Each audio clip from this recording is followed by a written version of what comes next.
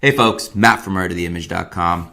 We recently talked about a 70-200 versus an 85 1.2. In this instance, it was a Canon 70-200 f2.8 versus a Canon 85 f1.2L, which is a stellar prime. And the differences, and we went back and forth, and we had a lot of opinions from you guys, whether one was more versatile than the other and in what situations. For instance, if you're covering events or weddings, some people thought that the 70-200 was more versatile. Other people preferred a smaller, lighter prime that had incredible speed.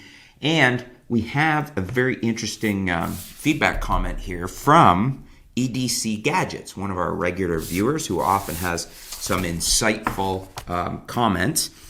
EDC Gadget says, I can only say what I wrote as an answer in that video.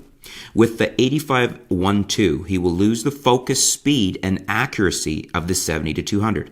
I read everywhere that the 85 1.2 is notoriously slow to focus, and that's something that you cannot afford in weddings, because you will lose the magic of the moment or facial expression, etc.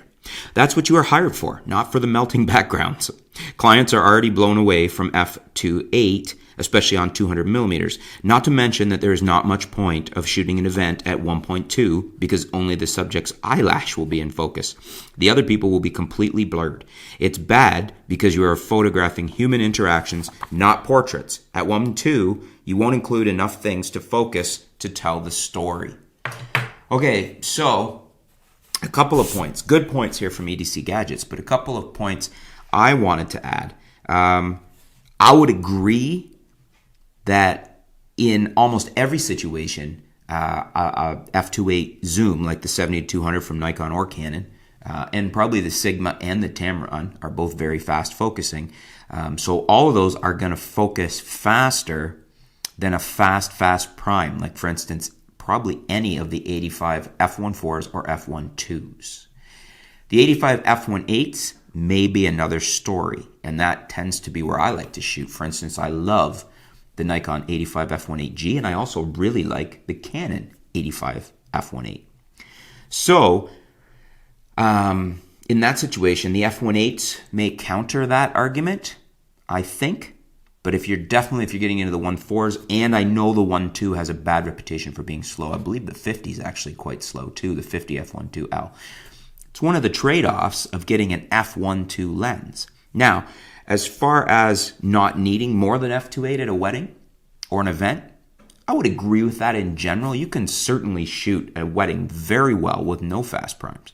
If you've got even just the two main gun f2.8 zooms from Canon or Nikon, the 24-70 f2.8 and the 70-200 f2.8 on full frame here we're talking, you can easily cover that very nicely. And he's right, especially at f2.8 at 200, you're going to get beautiful separation, compression, the bokeh. It'll blow your clients away. You may have known that at f1.2 you could have done different things, but you also do have to be careful.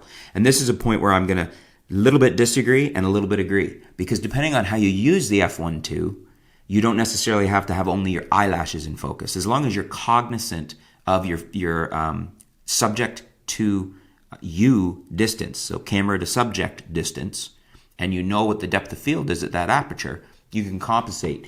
If you're too close and you're at f1.2, yes, you'll only get the eyelashes in focus. But f1.2 is going to give you incredible light gathering ability, so the ability to shoot in near dark situations with the stellar high ISO of today's cameras, and as long as you're cognizant of where you are in relation to your subject, you shouldn't have an issue with that, and you'll still be able to get nice complementary blown out backgrounds.